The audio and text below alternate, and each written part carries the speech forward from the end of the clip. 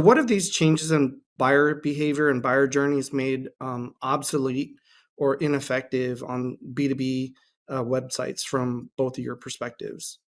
Yeah, I think like traditional brochure style websites, websites with limited content are becoming obsolete. When visitors come to a site, they expect more than a static presentation. They want videos, graphics, interactive elements that allow them to explore the offering and guide them towards relevant content to aid their decision making process. I also think sites lacking personalization. So, B2B websites that lack personalized experience may find themselves ineffective as modern buyers anticipate tailored content and recommendations based on their preferences, their industry, or past interactions with the site. And companies that can offer new relevant content throughout that long sales cycle will really stand out from others that don't. One common pitfall we've experienced with our B2B clients is excessive content gating.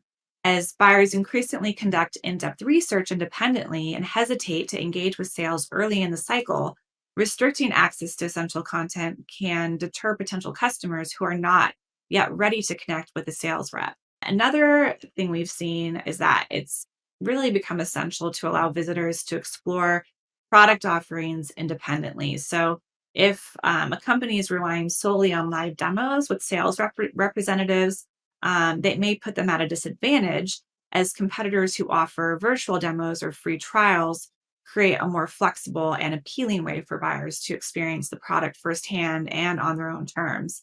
And then lastly, I'd say, in our experience, we've seen clients sometimes put too much reliance on things like quantitative data, visual design refreshes, or just a single stage of the buying process. And to provide a really great customer experience and reduce churn, it is so important to have a clear understanding of the key personas in the buying committee, their different needs, their goals, pain points, and behaviors throughout the entire journey. Yeah. Oh God, that's a great list, Deborah. Let me see if I can try to add some things that might not have been included there. I think there's poor navigation. Being able to self-serve means enabling users to find what they need easily and quickly. Then there's hard sale CTAs. The contact us now buttons that you see everywhere. There's nothing more pushy, I think, than to start off a product or a landing page with contact us now before a person has even read a single thing about your product or service.